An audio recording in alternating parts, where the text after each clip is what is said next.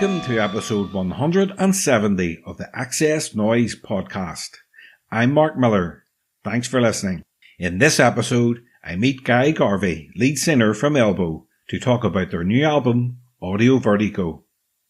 If you missed the previous episode, I spoke to Irish rock duo Dea Matrona to discuss their debut album, For Your Sins. So check it out. And if you like the podcast, please subscribe in your favourite listening platform, give us a rating, and leave a comment. Elbow return with their 10th studio album, Vertigo. In this interview, Guy Garvey discusses the writing, recording and themes behind the album. We also delve into the band's back catalogue and discuss Elbow's best songs, and lots more. So sit back, relax, and enjoy the XS Noize Podcast with Guy Garvey from Elbow.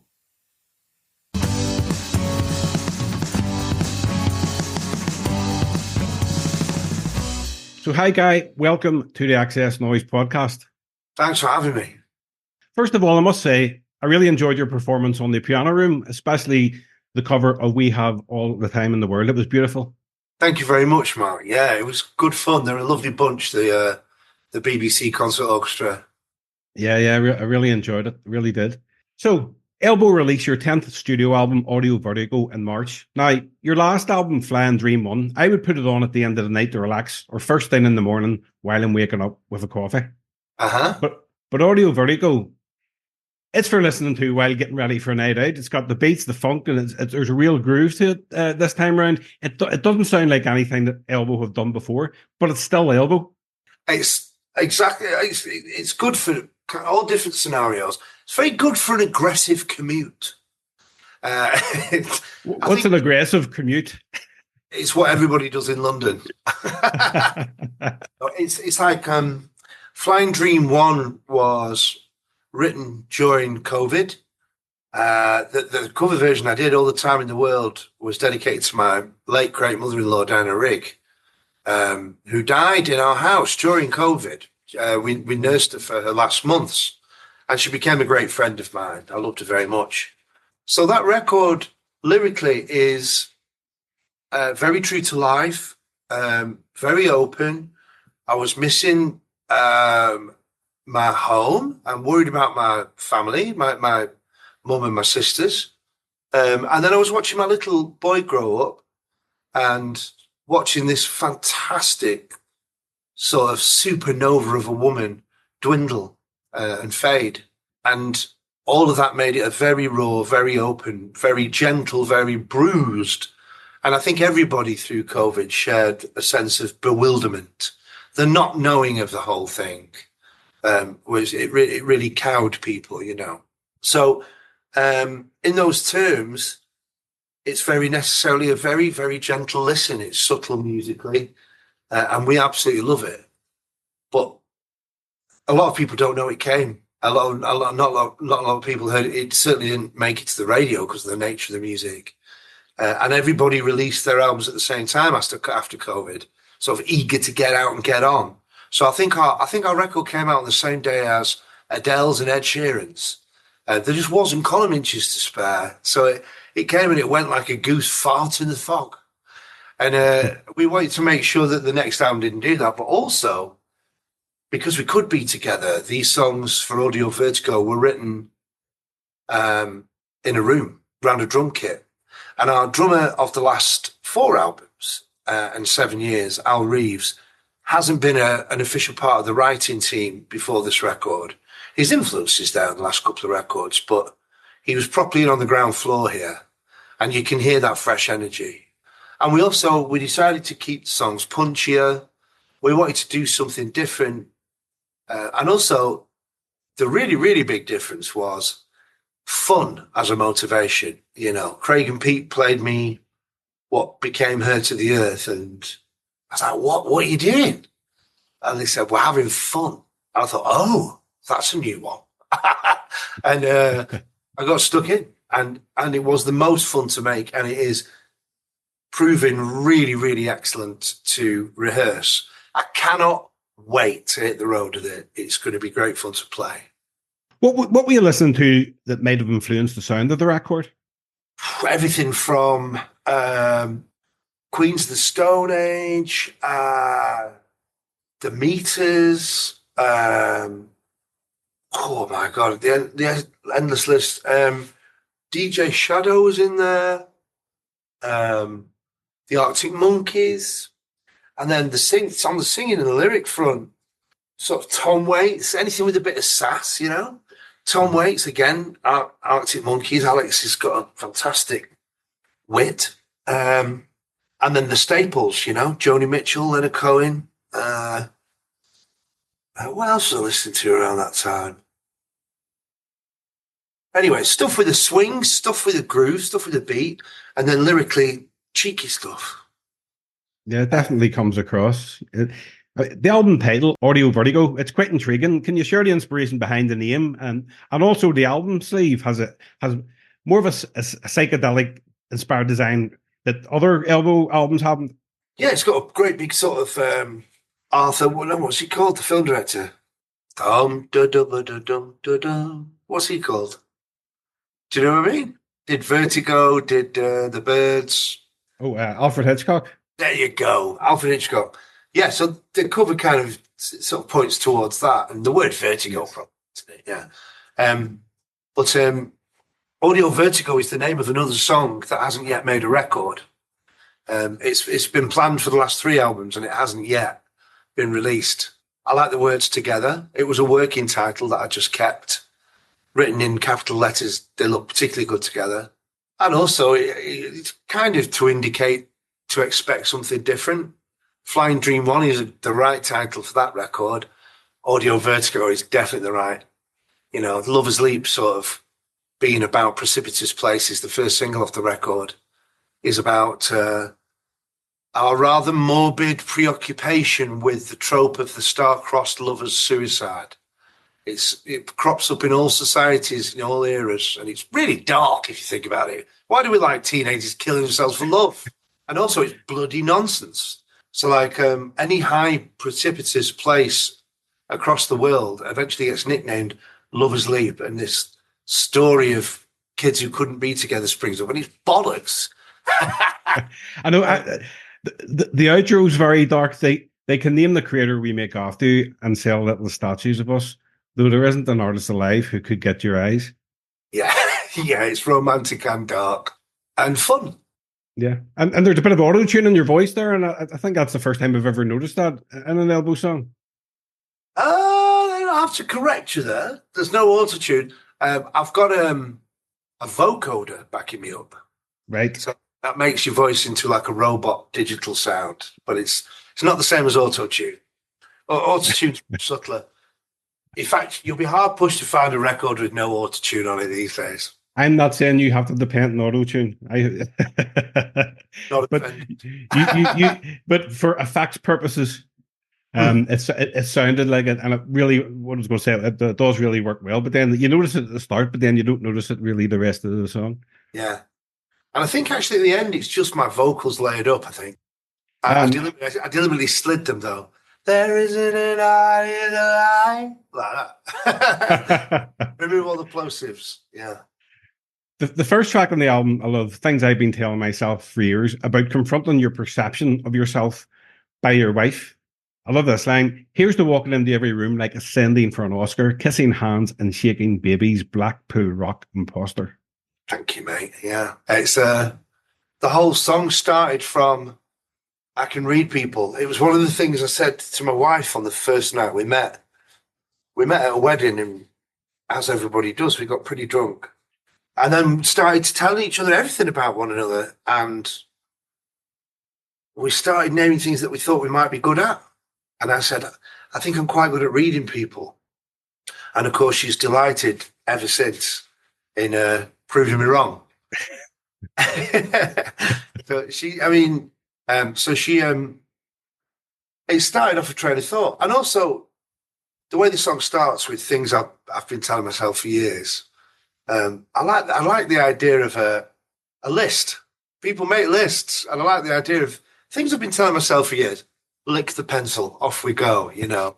What it actually becomes as the song unfolds is it goes from bits of fact in my life, and then I kind of pump the character in the song with steroids and cocaine and make myself into a maniacal egomaniac throughout the song until right at the end, it says, I haven't paid for cabs or beers or met a cunt in 20 years. Some of which is true, some of which isn't. I have paid for cabs and beers. and I have met the odd cunt. But the lads were like, is that a bit strong? You know, the PTA breathing down everyone's neck. Is it a bit strong? And I'm like, it's the only one that'll do. So there you go. Elbow's first C-bomb. You always have great song titles. What comes first? The song title, and then do you build a song around that? Or how does it work normally? It'll have a working title, and the song can originate from any member of the band.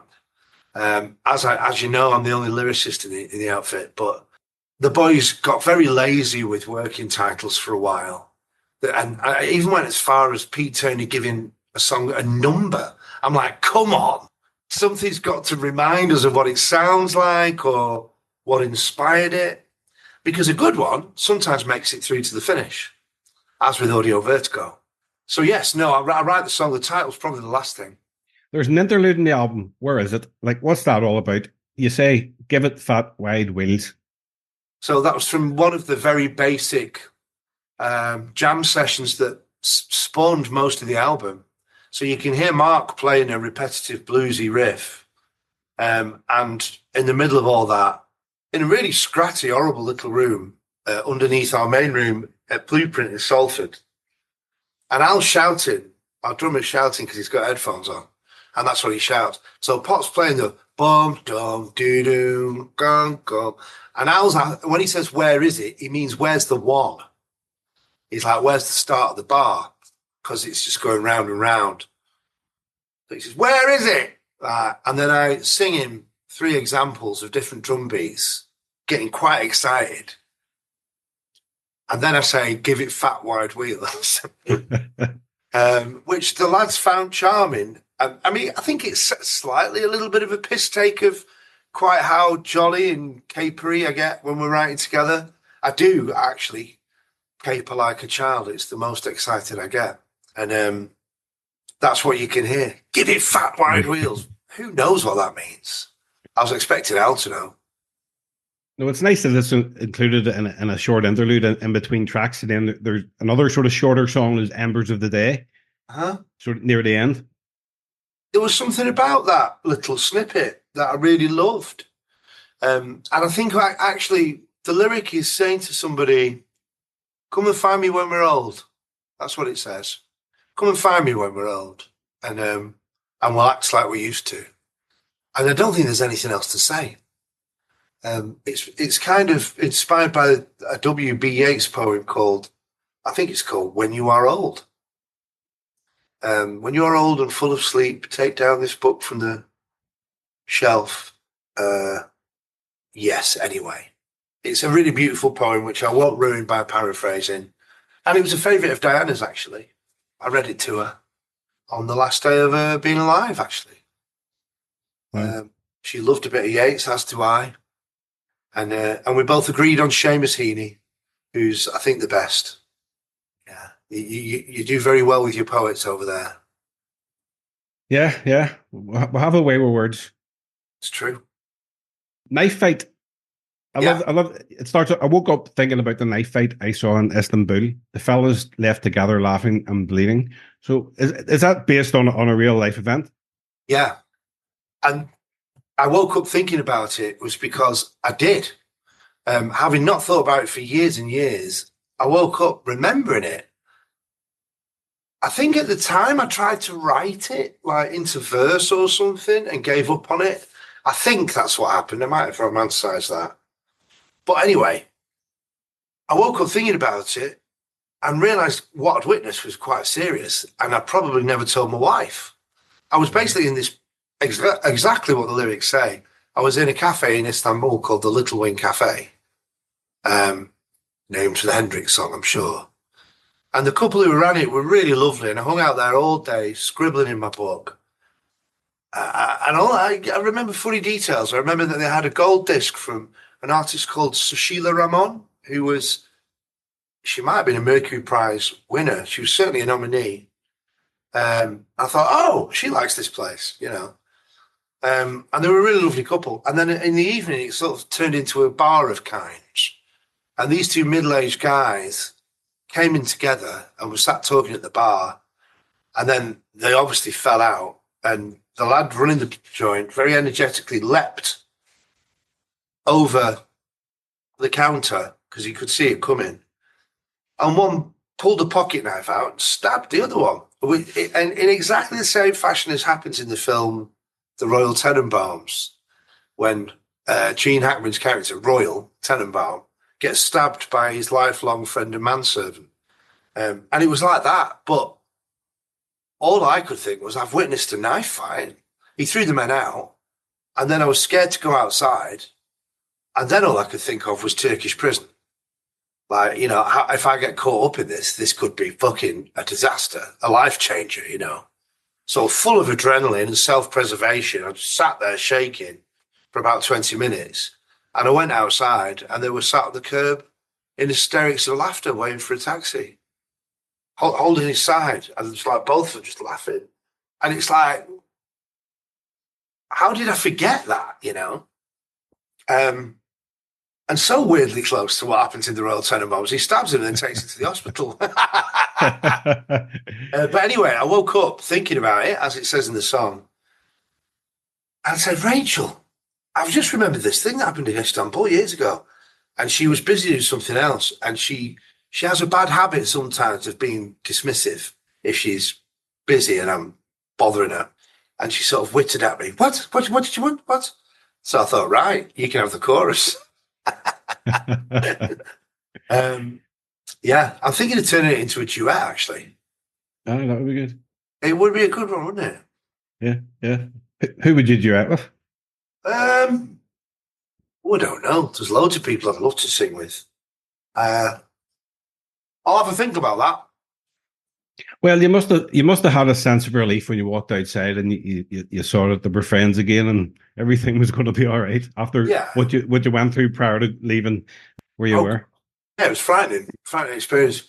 But there's more to it. And there quite often is. I ask a lot of questions in songs because I don't think you should know precisely what you're doing all the time. I think it's more interesting if it's open-ended and maybe leads somewhere.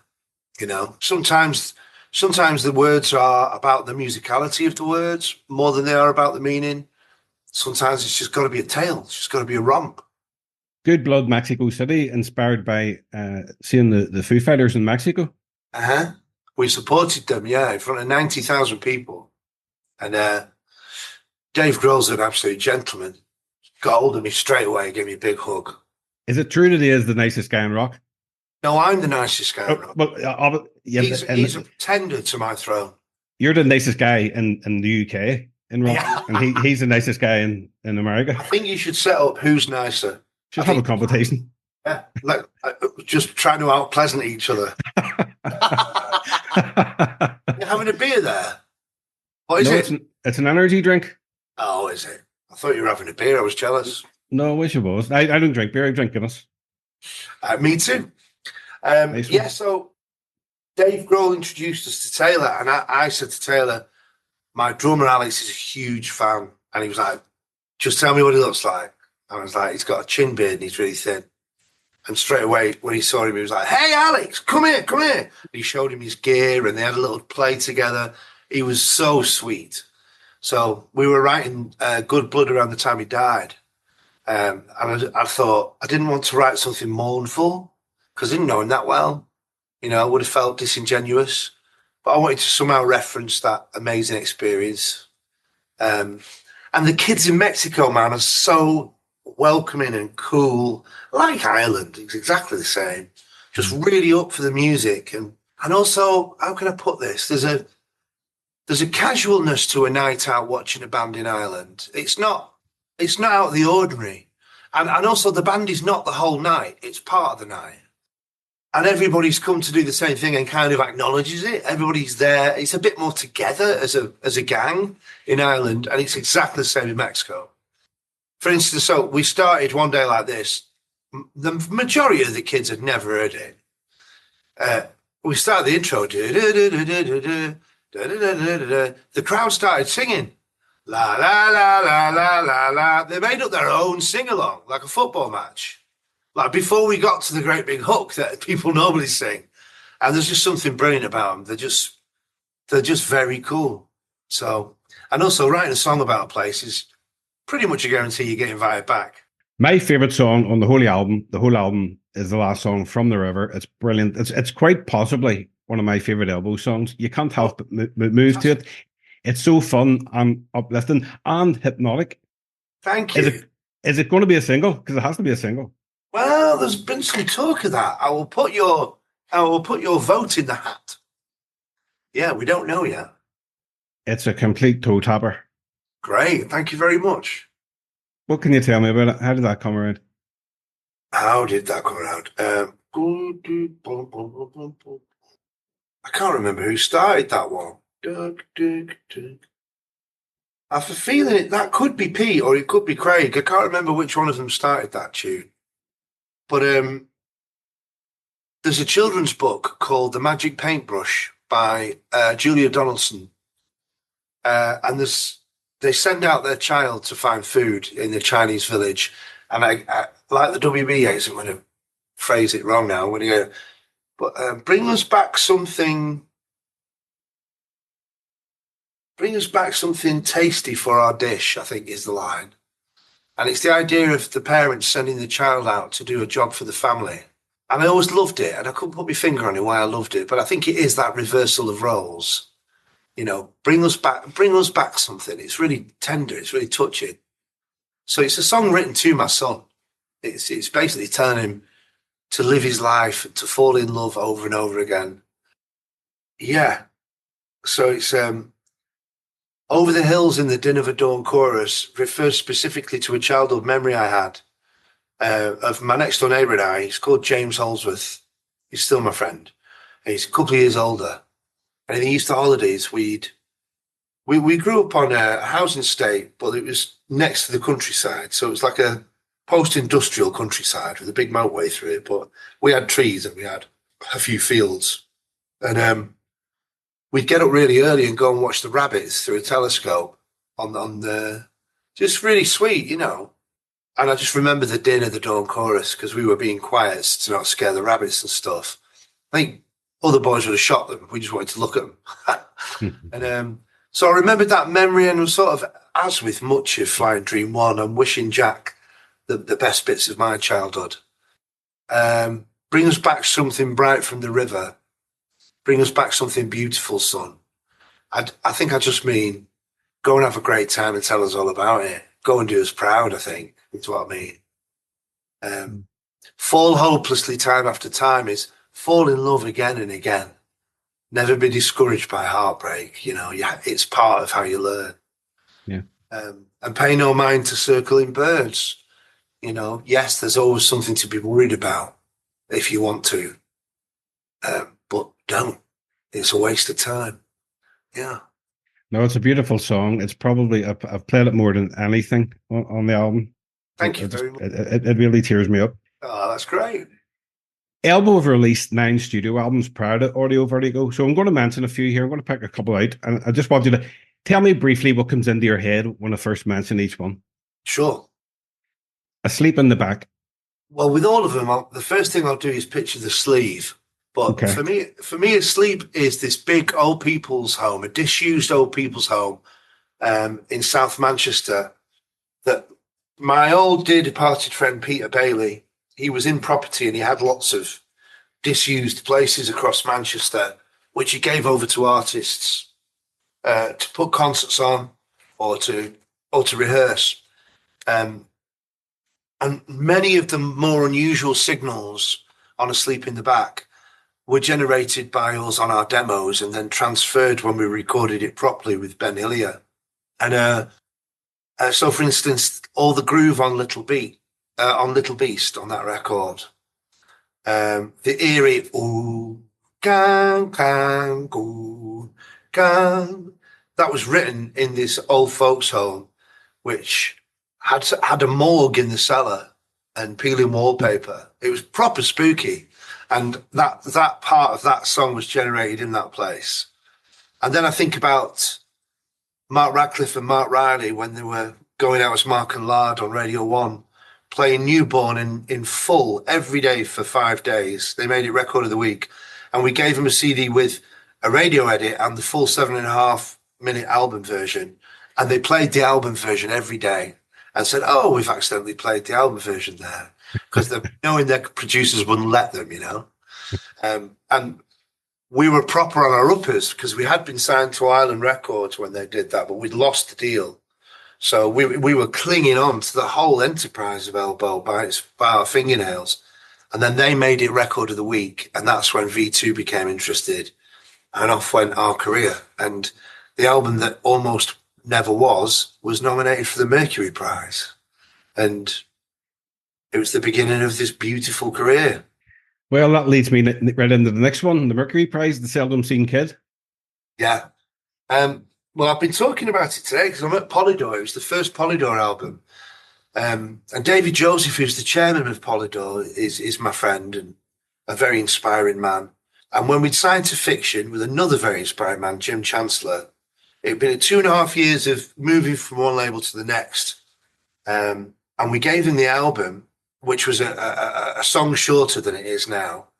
And David Joseph phoned up and he said, I'm so happy to have you on the label. If you tell me this is the finished product, we'll sell you more records you've ever sold before and get the name of the band out there. He said, but is there any chance you have any more songs, just one more song to help us at radio?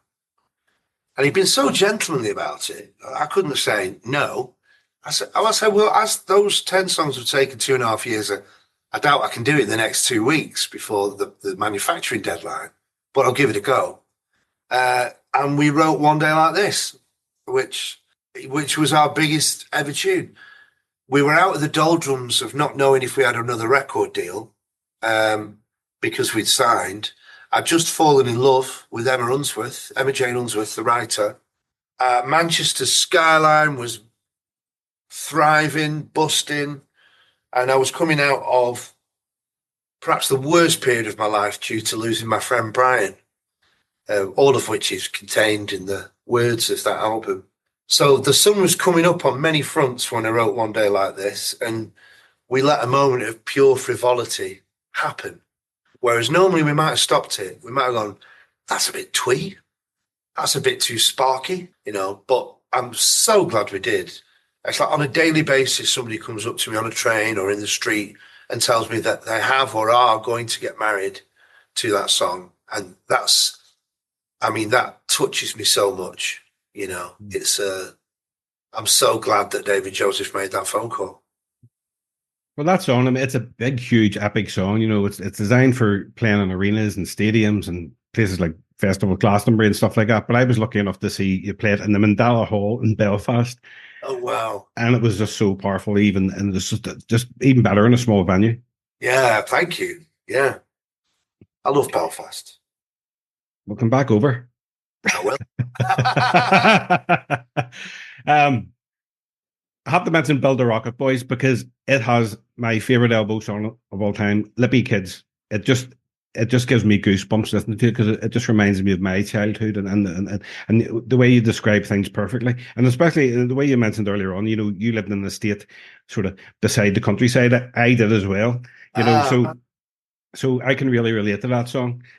Yeah, it's when hanging out on a street sign was all you had to do socially, and that's where you smoked your cigarettes, and that's where you noticed a girl for the first time, maybe started putting too much gel in your hair, it's where you find out who you are outside of your parents' sphere of influence.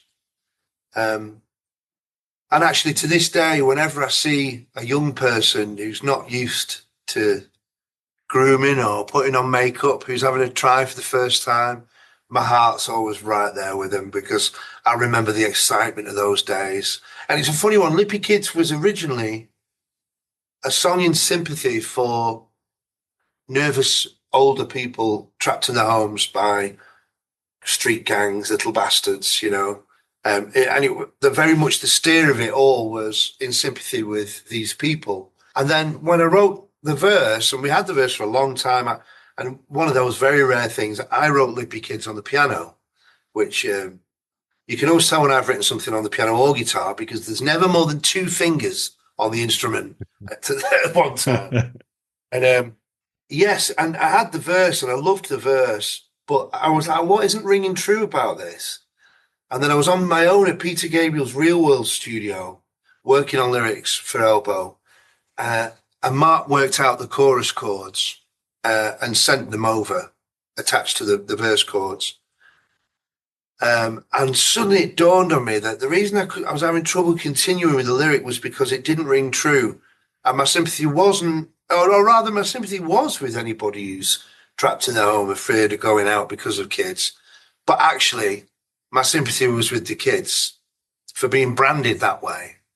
I realized I was doing the kind of branding that people used to do to me. And I started to remember the magic of those years and how important they are. And that's what we ended up with. Yeah. If people want to understand the music of Elbow, what are the 5 songs they should listen to? Lippy Kids is probably one of them. I agree. Puncture Repair kind of covers the angle of how important friendship is in our music. One Day Like This, it says more to the atmosphere at our live shows. My Sad Captains speaks to the age that we are, perhaps. And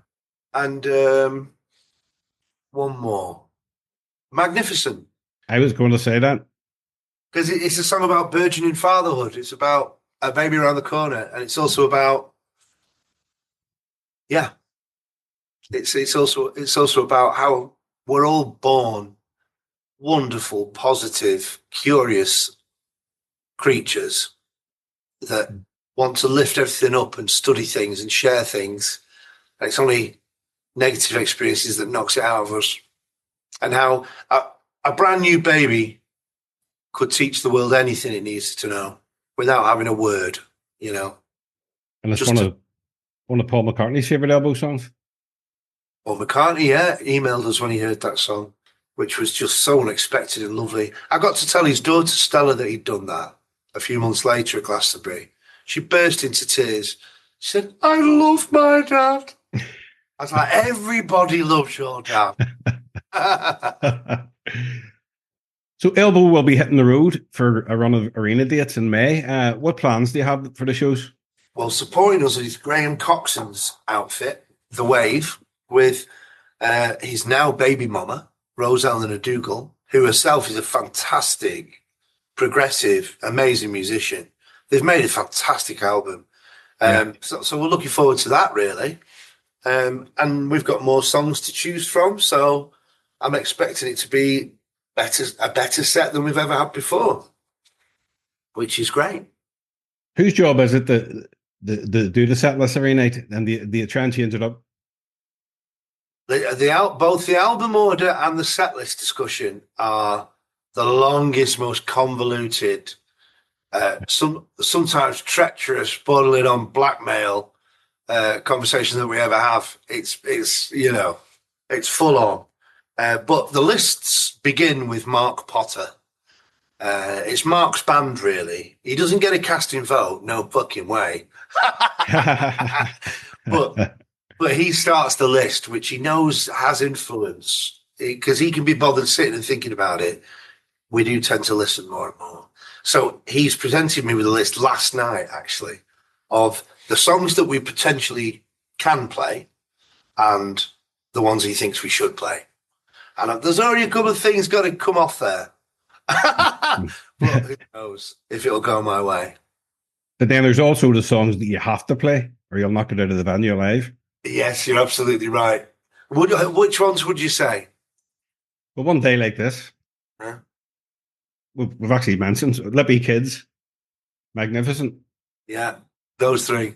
What about Mirrorball? Yeah, or Newborn, obviously. We don't play Newborn often. Oh, no. I would be if I went to see you in Belfast, I'd be disappointed. To not see Newborn? Yeah. Very interesting. You might have just caused a discussion. Will you be playing Glastonbury? I don't know. Okay. We'll wait and see. Wait and see. Just a few more questions, Guy. Sure. What's left on the musical bucket list for Elbow? The musical bucket list? Yeah.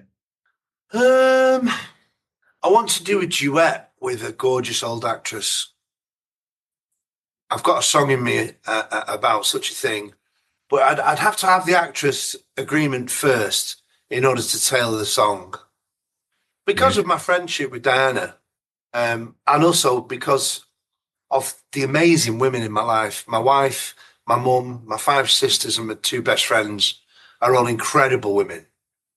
And I've got a song in me where I want to write a duet for me and a proud old amazing woman. So that's one thing. Touring. Most of us still want to tour. There's countries on the earth I haven't been to. Love to go to Africa. Wow. What else? I haven't yet employed my son's vocals on a song. I can't wait for that. I'm going to do something very sweet with it. What age is he now? 7. 7? Yeah, well, he will be at the end of the month. Yeah, he's a little cracker. Sorry for yawning then. Yeah, he'll be 7 at the end of the month. That's why I'm on an energy drink to try and. Yeah. Yeah. But he's musical. He loves his music. I also don't want to Macaulay Culkin him, you know? Don't want to force him into the family business. Mm-hmm. What sort of music does he like? He really loves Rick Astley. Well, and he doesn't know at this point, but I've got a friend of mine who works with Rick doing him a birthday video, like a little shout out. It's going to blow his mind. Yeah, he's very funny, my son. Very sweet. Yeah. I like to ask my guests the following questions. For us music fans, music is the soundtrack to our memories. What song or album, when you listen to it, brings back the best memories for you? Oh, that's a really interesting one.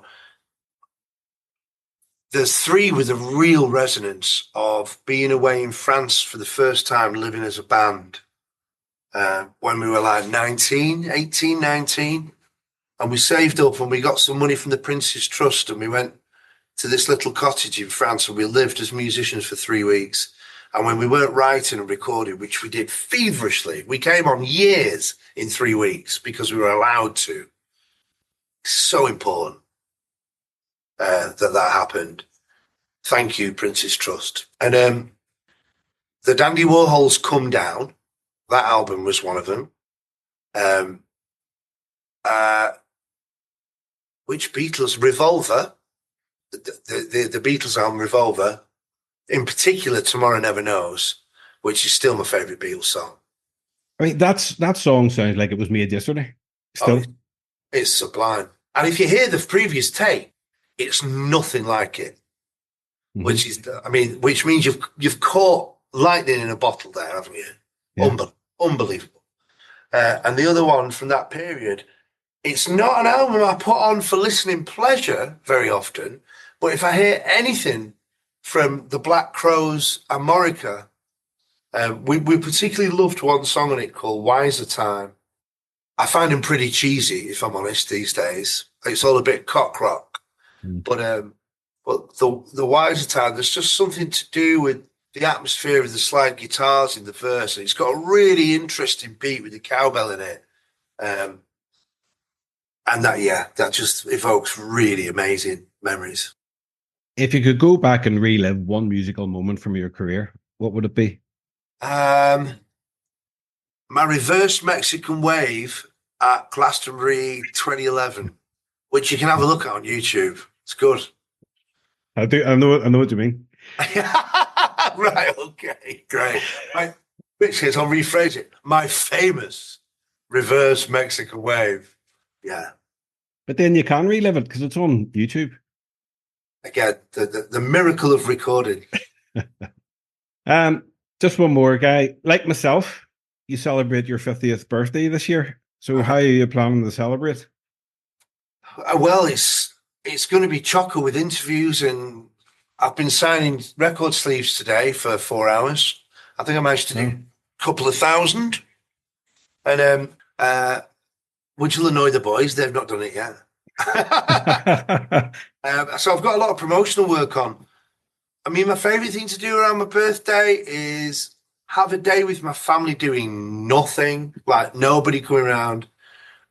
When there's nobody coming around, yeah, it's just a magic time. And I also want to go to Manchester and get drunk with my pals, which is a birthday tradition. To go back to the old pubs I left behind for love. Yeah. And have a few Guinness. Have more than a few. Brilliant, Guy. Is there anything you would like to mention before we wrap up? Anything else coming up in the immediate future? Let me have a think. Oh, I could recommend some music to you if you like. Absolutely. Do you remember the band Beirut? No. Right. Never heard of them. Well, in which case, all their albums. But after quite a long hiatus, Zach Condon, who is Beirut, it's really beautiful Eastern European sounding. He's got quite a strange voice. And he worked in an art house cinema in New Mexico when he was a kid. He's like a skater. He's like a normal American kid. And then he worked in an art house cinema that only showed Eastern European films and just really got into the music. And his grandmother was kind of a link to Eastern Europe. And she played the accordion. And he took up the trumpet. And they've all got ukulele. And you'd recognize the bigger songs. They were synced to death on dramas and adverts and things. But then but touring disagreed with Zach. And in his own words, it put him in the hospital to tour. It's a dangerous game, I have to say. So he's not touring. So he just did 3 shows in Berlin last weekend, and they're the only shows he's doing, unless he can be tempted. And I went with my wife to Berlin to one of the shows, because the latest record he made in complete isolation in the most isolated part of Norway. And he rented this house because it had a pump organ, like a little wooden pump organ. And then the guy that rented it to him said, "Hey, if you like that, come over here and look at this chapel." And it had a full church organ in it. So the first thing you hear on the record is this bloody church organ with his recognisable jollity, and then all these analog synths and stuff. And it's gorgeous. It's a beautiful record. And what's it called? It's the name of the place in Norway. But it's Beirut, and it's one sec. I'll just check on Spotify. It's not Hadron, Hedlon. Hadsel? That's the one. Hadsel by Beirut is my recommendation, Mark. You'll love it. I will check that out as soon as it come off here. It's very meditative, very beautiful. Just like your music and your voice. It can be very meditative. Thank you. Guy, as I said at the start, this is a box ticked. I've always wanted to have you on the podcast, and it's been an absolute pleasure. Thank you very much. The album is fantastic. Really, really enjoying it, and I wish you all the best with it. And hopefully there'll be a date in Belfast or Dublin in the future. Oh, there's one coming up, I'm sure. Yeah. But one way or another, I will see you, Mark. And thanks for having me, and I'll come back whenever you like. All right, Guy. Well, listen, have a good day. And again, thank you very much. You too. Take care, Mark. Take it easy. Bye. Bye.